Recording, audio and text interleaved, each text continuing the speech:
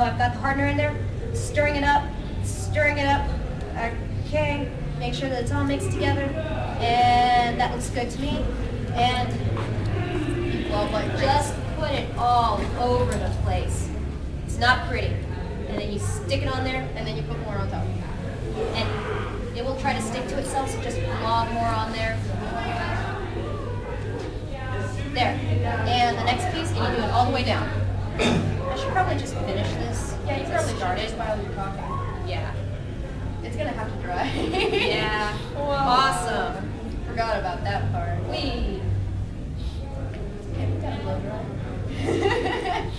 Blow dryers actually won't help fiberglass because it's a chemical reaction and it will give up a lot of heat.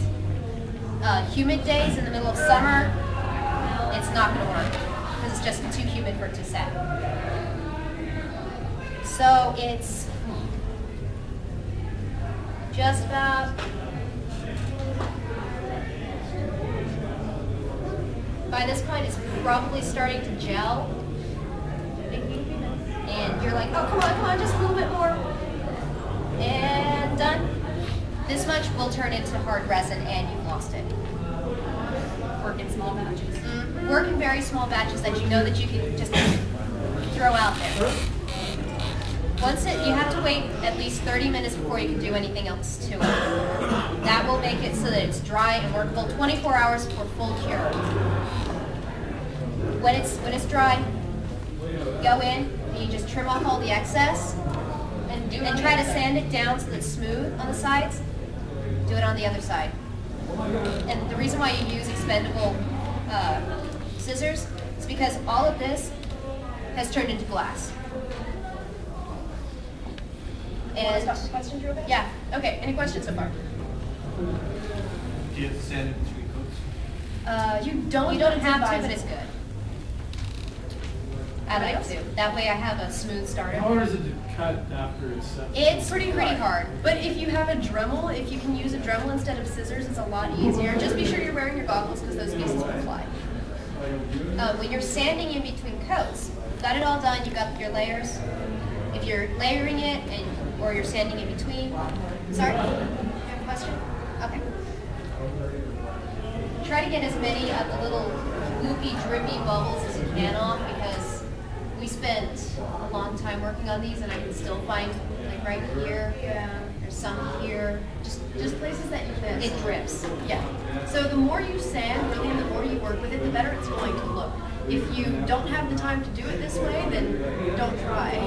Fiberglass is definitely something that you want to start as early as possible. So we're talking like months before. Yes, I would. If I were fiberglassing something like this, I would have already started. We did these. Say if you were starting now, when would your target date be? Ikkicon. Yeah. Okay. So These you're talking were like Memorial Day. right. These were made. This one started right after Ikkicon. This one was after. And we fiberglassed this one. Another reason why it's not so great. We fiberglassed this one like what? 3 days. 3 days. 3 days before beforehand. Ikkicon. It was still being machéed 3 days beforehand, and this is not as smooth as we would have liked. So leave lots and lots of time because if you try to start sanding it before it's ready, or try to start finishing it before it's ready, it's just gonna Still looks good. I can do it a lot. The idea was there. Okay. Anyway, so sand. Use every single grit you can get your hands on.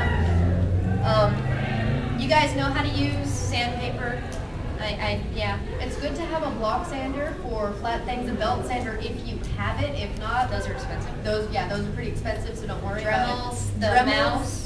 Yeah, Mouse Dremels or sander. mouse. Those things are going to be your lifesavers with this because you never want to do fiberglass until you have your hands to sand. You won't be able to get the strength to sand it off. Yeah, originally this was hand sanded. Not this one because it's been redone, but this was hand sanded, and we had to cover it in weeks worth of gesso, just because it was lumpy and not even at all and drippy. So it took a really long time to get this fixed. And if you, as I said before, if you don't have the time to dedicate to it, you might want to try a different method because the sanding and the layering does take a long time since it takes so long to set.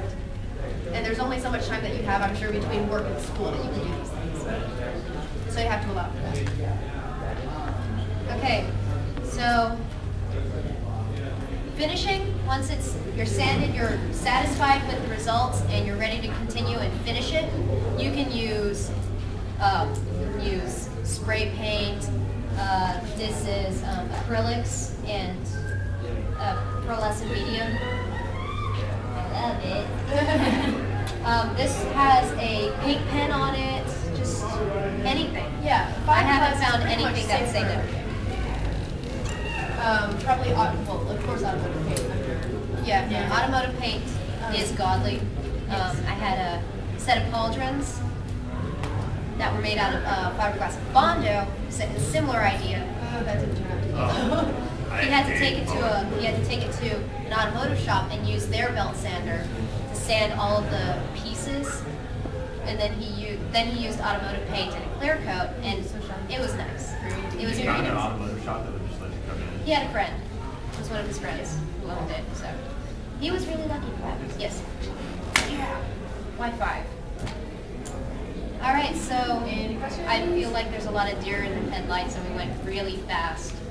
So, Questions? seriously, if there are any questions, or if you're unclear about anything, or if you want us to go into more detail, feel free to ask. Like if Okay. you have a go ahead. So you mentioned using a sealer between, if you're using pink fiberglass and a resin coating, what kind of sealer would you use? Elmer's glue. Yeah, you can Elmer's glue, wood glue, tacky glue works. So glue. Glue. Something that's going to just put a barrier between the two. And glue won't eat away at foam. And Because I've had problems before. I tried to make axle shock rope and Yes. damaged it. exactly. Yeah. So if you had, and a good thing since it is so intricate, the That was the thing that pissed me off too, because I Right. worked for months Exactly. on crap. Like me and my friend, I had work just like with an X-Acto knife, just carving out the holes, right. nooks and crannies in this thing, and it's just like once we put Bondo on there, which is like similar, but we caked the Bondo on, and it was just like I doing melts. Yeah. You need to be careful, and you need to do some research on the things that you're going to be working with. See, nobody had told me about sealing. Like I've done lots Right. of research. You did not. Yeah. Yeah. But like I had done lots of research online, and nobody said anything about glue or anything like that. Right. That's And what a lot of we're them doing. were talking about. I remember reading one. Put a They said tutorial on Costa.com. Well, that's what we're trying to do here, because there are so many tutorials out there that don't give you the visual and don't give you all the information. And so it helps to see something like this, even if it's just minor and not even the real stuff, to be able to help you visualize what you're supposed to be doing. Ooh, you got a text message. I got someone's popular. I'm gonna look at it later. So yeah, that's what we're trying to do. That's why we're trying to get this in an interactive setting. So if anybody wants to do this and has any questions for a certain medium they want to use, that's what we're here for. We want to help people out with that. Foamy? I have Foamy. Oh, like craft foam? Let's say you actually mold a craft foam as a transfer armor, and you use cheesecloth, glue, and everything to reinforce it. How much additional is fiberglass going to reinforce that? It depends on if you're using the cloth or just the resin. Resin, Well, even it's gonna make it pretty sturdy, especially with the glue and the cheesecloth. yeah, it'll pretty resin- much grab the cheesecloth. What the resin will do mostly is give it a really more durable, smooth surface, a surface that you can actually sand and finish.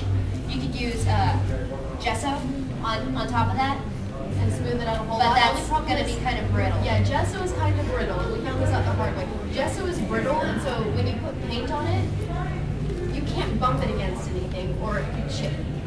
You have to be really careful about that, especially on big products.